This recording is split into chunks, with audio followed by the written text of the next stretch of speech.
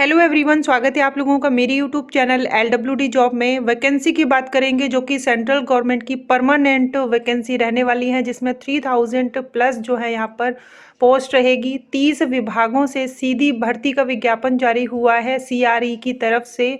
कोई भी जो है 10th 12th graduate post graduate पास कैंडिडेट इसमें आवेदन कर सकते हैं। सरकारी नौकरी है और सभी राज्यों के कैंडिडेट अप्लाई कर पाएंगे। सैलरी जो है इसमें मिनिमम 25,000 से लेकर मैक्सिमम 80,000 से भी अधिक जो है रहने वाली है, क्योंकि अलग अलग पोस्ट है।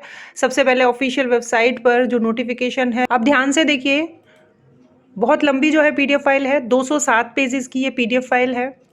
अलग अलग डिपार्टमेंट के अंतर्गत वैकेंसी है। CRE कॉमन रिक्रूटमेंट एग्जामिनेशन, इसमें जो है AIIMS and other central government institute की तरफ से जो है वैकेंसी आई हुई है। तो ये ऑल इंडिया वैकेंसी रहेगी।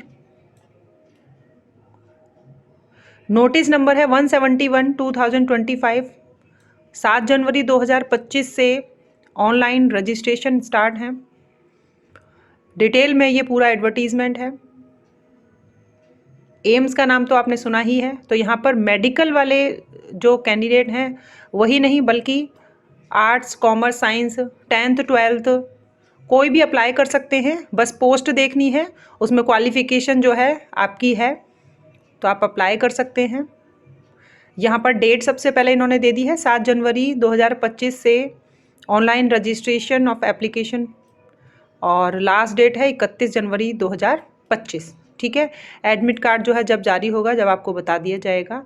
सबसे पहले जो है कंटेंट्स में इन्होंने इम्पोर्टेंस डेट दी हैं, पेज नंबर 2 पर, वो आपने देखी। और इसमें इंट्रोडक्शन बता दिया। एप्लीकेशन प्रोसेस सेक्शन 2 में रहेगा। एज रिलैक्सेशन कितना है, पेज नंबर 6 के अंतर्गत है, सेक्शन 3 में। और कास्ट एंड कैटेगरी सर्टिफिकेट कौन कौन से लगेंगे। एजुकेशनल सर्टिफिकेट्स ये हम देखेंगे। एप्लीकेशन फ़ीस कितनी ले रहे हैं ये देखेंगे। ठीक है। तो अलग अलग पोस्ट हैं। सीधी भर्ती का मतलब होता है कि एक एग्ज़ाम और सीधा सिलेक्शन। तो इसमें जो है पोस्ट वाइज सिलेबस पूरा दिया हुआ है। तो ये सब यहाँ पर जो है अलग अलग वेबसाइट हैं। एम्स अवंतीपुरा की, एम्स भटिंडा, एम्स भोपाल, भुवनेश्वर, बीबी नगर, जिसके लिए भी आप आवेदन करना चाहेंगे। बिलासपुर, देवघर, गोरखपुर, गुवाहाटी, जोधपुर। तो एम्स का नाम सुन के आप ये नहीं सोचेंगे कि केवल मेडिकल वाले कैंडिडेट ही जो है आवेदन कर पाएंगे, ऐसा नहीं सोचना है। ठीक है। उनके साथ साथ जो है आप लोग भी आवेदन कर सकते हैं, जो कि आर्ट्स कॉमर्स के कैंडिडेट हैं या 10th या 12th के हैं। एम्स कल्याणी, न्यू दिल्ली, नागपुर, पटना, रायबरेली, रायपुर, इनके सामने जो है एड्रेस यानी जॉब लोकेशन, और ये जो है ऑफिशियल वेबसाइट का लिंक है। एम्स राजकोट, ऋषिकेश, विजयपुर, न्यू दिल्ली।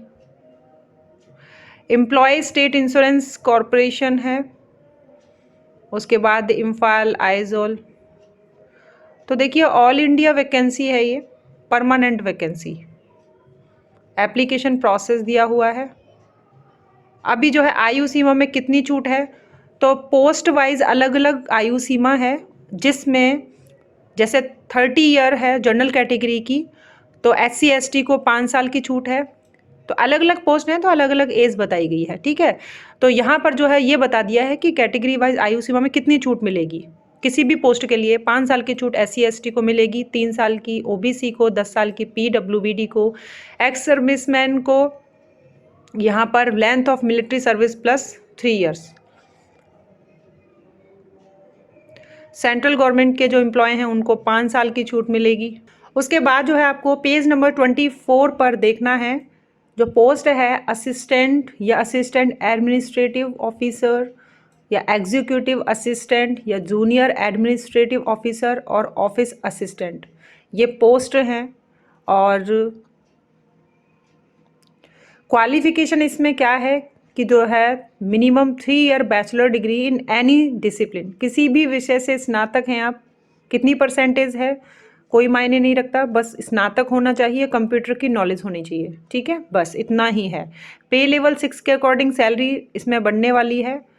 30 साल जो है जनरल कैटेगरी की उम्र सीमा है, आयु सीमा में छूट आपको बता दी। असिस्टेंट का जो पद है, और अब जो है इंस्टीट्यूट जो है वो मैंने आप लोगों को बता दिए हैं, जिनकी ऑफिशियल वेबसाइट का लिंक बिल्कुल दिया गया है। तो यहाँ पर देखें अलग अलग इंस्टीट्यूट में वैकेंसी है, जैसे नोएडा है, भोपाल है, जबलपुर है, पुणे है। क्वालिफिकेशन वही रहेगी, स्नातक और कंप्यूटर की नॉलेज, ठीक है, और उम्र सीमा भी यही रहेगी। पद का नाम असिस्टेंट बता दिया है। तो इनमें जो है वैकेंसी है आगरा, पटना, बिलासपुर, अवंतीपुर, बस ये देखना है आपको, भोपाल में, गुवाहाटी में, कल्याणी में।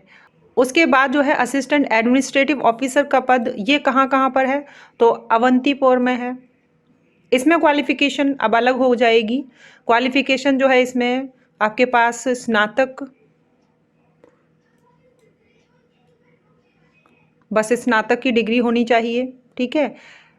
डिज़ायरेबल में रखा है इन्होंने, एमबीए या पोस्ट ग्रेजुएट डिप्लोमा है आपका मैनेजमेंट में, ये डिज़ायरेबल में रखा है, यानी कि ज़रूरी नहीं है, केवल जो है स्नातक आपके पास हो, स्नातक की डिग्री आपके पास हो। लेवल 7 के अकॉर्डिंग सैलरी रहेगी, ठीक है। और असिस्टेंट एडमिनिस्ट्रेटिव ऑफिसर की वैकेंसी अवंतीपुरा में, भोपाल में, वीबी नगर, गुवाहाटी, कल्याणी। एज वही है 21 से लेकर 30 ईयर। क्वालिफिकेशन भी समान रहेगी इसमें। अब दूसरी पोस्ट जो है देख लेंगे, एग्जीक्यूटिव असिस्टेंट। तो कहाँ कहाँ पर वैकेंसी, ये इसके आगे नजर आएगा। उम्र सीमा जो है वो जो पोस्ट जैसे ही चेंज होती है आप देख लें, उम्र सीमा 21 से 30 है ईयर है इसमें, और इसमें सैलरी लेवल 6 के अकॉर्डिंग है। इसमें भी क्या मांगा है, केवल स्नातक, कितनी भी परसेंटेज हो आपकी, और कंप्यूटर की नॉलेज हो तो और भी अच्छा है, ठीक है। मात्र स्नातक आपने किसी भी सब्जेक्ट से किया तो भी अप्लाई कर सकते हैं।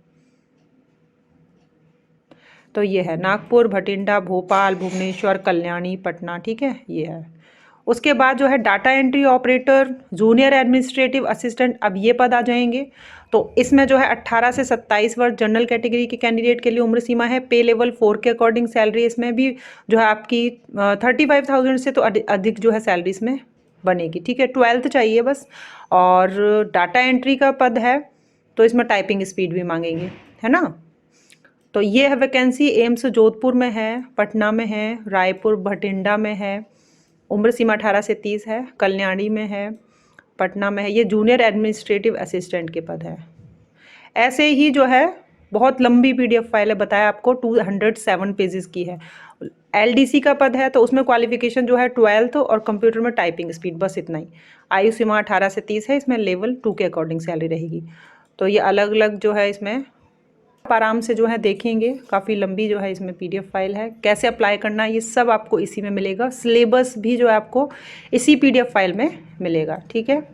एक और जो कि पद काफ़ी अच्छा है, जूनियर हिंदी ट्रांसलेटर का, 18 से 30 वर्ष इसमें जनरल कैटेगरी की उम्र सीमा है। पे लेवल 6 के अकॉर्डिंग सैलरी है इसमें। एम्स कल्याणी में वैकेंसी है। जूनियर हिंदी ट्रांसलेटर का पद है, नागपुर में वैकेंसी है, पटना में वैकेंसी है, रायपुर में वैकेंसी है, न्यू दिल्ली, ठीक है, जूनियर ट्रांसलेशन ऑफिसर की। तो इसमें जो है क्वालिफिकेशन क्या मांग रहे हैं, तो मास्टर डिग्री आपकी जो है चाहे हिंदी में हो, तो इंग्लिश आपने एक कंपलसरी सब्जेक्ट के रूप में पढ़ा होना चाहिए ग्रेजुएशन लेवल पर,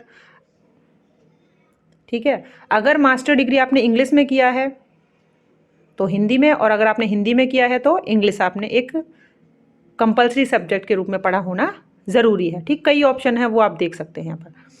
अब जो है सीनियर हिंदी ऑफिसर के लिए क्या मांग रहे हैं, तो इसमें भी जो है यही है बस, ठीक है। मास्टर डिग्री आप हिंदी में या इंग्लिश में किसी में भी हो सकते हैं। इसमें हिंदी मीडियम वालों ने जो है इंग्लिश कंपलसरी सब्जेक्ट के रूप में पढ़ा हो, और इंग्लिश मीडियम वाले कैंडिडेट ने हिंदी सब्जेक्ट जो है पढ़ा होना चाहिए, ठीक है। तो ये काफ़ी ऑप्शन है, ये काफ़ी अच्छी वैकेंसी रहेगी हिंदी वाले कैंडिडेट के लिए। तो यहाँ पर जो है ऑफिशियल वेबसाइट पर आप आएंगे तो रिक्रूटमेंट सेक्शन में आपको सेकंड नंबर पर दिखेगा CRE कॉमन रिक्रूटमेंट एग्जामिनेशन, इस पर जो है आप क्लिक कर लेंगे। उसके बाद जो है यहाँ पर ये पेज ओपन होगा। इसमें सबसे पहले यही देखना है आपको, नोटिस नंबर ध्यान में रखें। अगर आप देख रहे हैं कि बहुत सारी वैकेंसी जो आती ही रहती हैं। तो नोटिस नंबर 171/2025 है। यहाँ पर एडवर्टीजमेंट है पूरा 200 से भी अधिक पेजेस का।